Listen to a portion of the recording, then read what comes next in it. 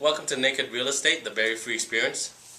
Today's topic is about declared income versus self-declared income. So that's kind of like saying I am a realtor versus I pretend to be a realtor, right? So it's kind of like what's really the truth and what do others believe and what are you delusional about in your own mind. So that's the same thing with mortgages when it comes to declared income and self-declared income. So, Kaleem, can you please shed more light on that? Absolutely. So this is more related to when we're self-employed. So what does self-employed mean? It means I collect money for doing some sort of product or service that I give out there, and for that I collect X amount of dollars, and from that I pay. Sound like a prostitute. Totally. I collect money for sexual favor. And absolutely. But at the end of the day, I pay taxes from what I collect. So I get a check, and I pay taxes out of that to the government. So that makes you self-employed. Self-employed basically means if you pay your own taxes, you're self-employed. If you don't, then you're not self-employed. Correct? Yeah, if you work for a corporation and they tell you make X amount of dollars per hour. At the end of it, you don't get that whole money because there's some taxes and whatnot that come off of it. You're employed by them, so that's the difference. Like a contract with Shell or something. You're not a direct employee, but you're employed by them. Absolutely, because you're paying your taxes and they're not. They're just writing you a check, and then you're doing your own write-offs. For example, you're writing your car off. That's one way. That's one of the things that you're writing off. So now, when it comes to a mortgage, which is for self-employed individuals, there's a declared income. There's self-declared income. So when we say declared income, that is we look at your loan assessment or your T1 general when you file your tax return, and we look at that line 150 that's on there, and we take an average, of course, over 2 years. And we look at that, and that income is sufficient enough to be able to qualify for the mortgage. So declared is what you file. Yeah, that's what you file. Short and skinny. Yeah, no, exactly. Thank you so much. The other way of having it self-declared would be, I filed the minimum amount, which most people do. Which most of the self-employed people do. Absolutely. Why not take advantage of the tax breaks that are out there for you? So that would be considered. So that would be your self-declared mortgage. Now, self-declared income, and the way that income works is, my corporation makes $1 million. Out of that, I only show $20,000 a year for my personal income. But really, if you look at my finances, things like that, I make about $100,000.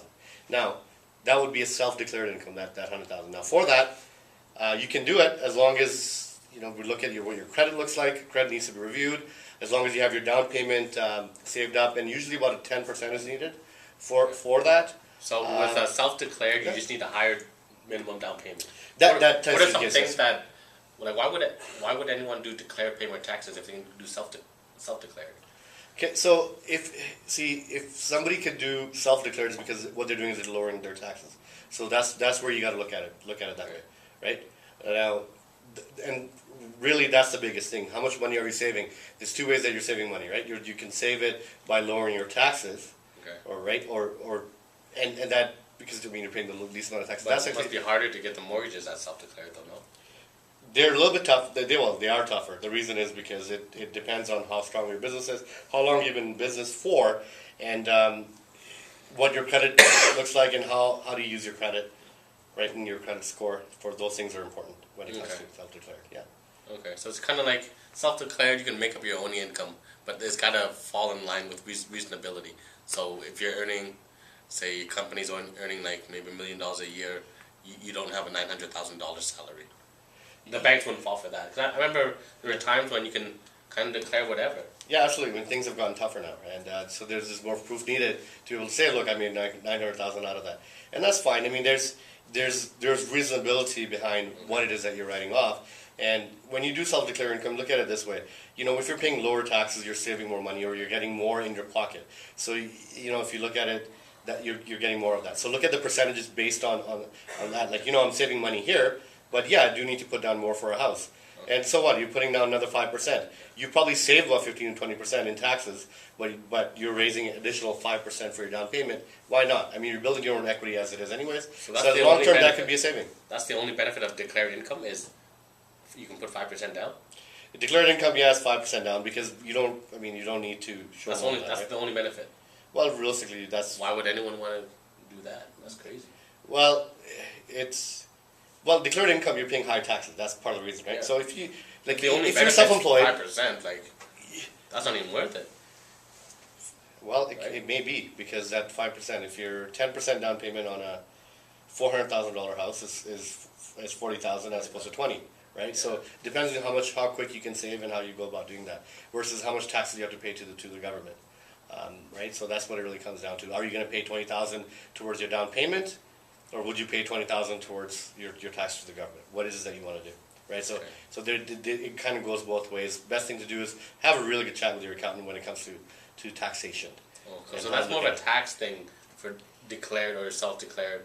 Well, the self-declared is a Versus- mortgage, right? Yeah. So, But in terms of why you'd want to do declared income, right? Because tax-wise, it seems just you better go to self-declared path absolutely. for mortgages, anyways. For that's Yeah, exactly what it is. Yeah, Like because for you- mortgages yeah. declared, not really a benefit unless you don't have the 5%. That's yeah, absolutely. I mean, there's ways around it as well. I mean, you can always get a cosigner if you need to, right? Yeah. There's always ways around it. But When I hear a buyer needs a cosigner, that's like asking God for a favor and hoping that he's gonna get done by 5 p.m. Long shot in the dark. Mama and Papa love you, but they don't love you that much.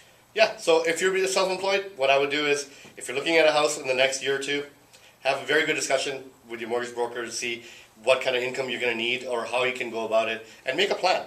Just like you have your financial plan, well, mortgage is part of it. Come talk to your mortgage specialist, put a plan together. It's free consultation. You don't, Absolutely. You don't have to get a mortgage with him.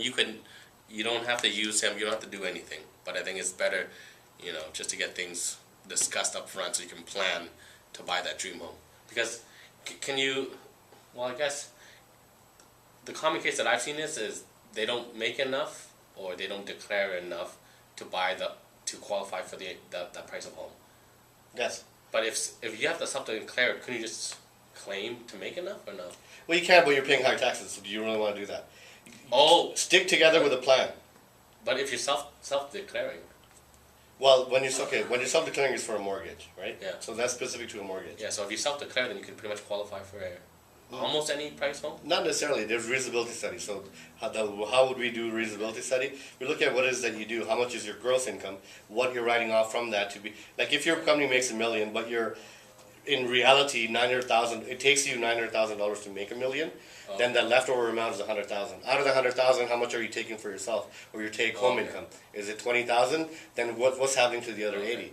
Can that be part of what you make? I see. So the Right. banks actually ask for that information. Absolutely. So Like you you may make have $1 to. million. What are the carrying costs? What's left over? Absolutely. So you may need Wow, your that's financial crazy. statements, right? You may need your financial statements. So it's not you need lesser things to qualify. You got to make sure your taxes are paid. Yeah. And banks always There's make more sure- moving parts that need to be accounted for. Absolutely. So it's just like I said, it's reasonability. It's just looking at the deal and saying, look, the reason this makes sense is because this, he does make about $100,000, or she does make about $100,000 as opposed to declared income of 20 grand. Makes sense. She actually does. And the reason everybody wants to do that is because, come on, you want to make sure that you're able to afford your mortgage and be able to not just afford the mortgage, but be able to live on a day-to-day basis and not have to worry about, well, where's my next bill and how's that going to get paid? That's the last thing you want, we want, and the banks want. So at the end of the day, that's what the reasonability comes to. Reasonability, something the U.S. government forgot when they had those ninja mortgages. Yeah, it was not that reasonable actually.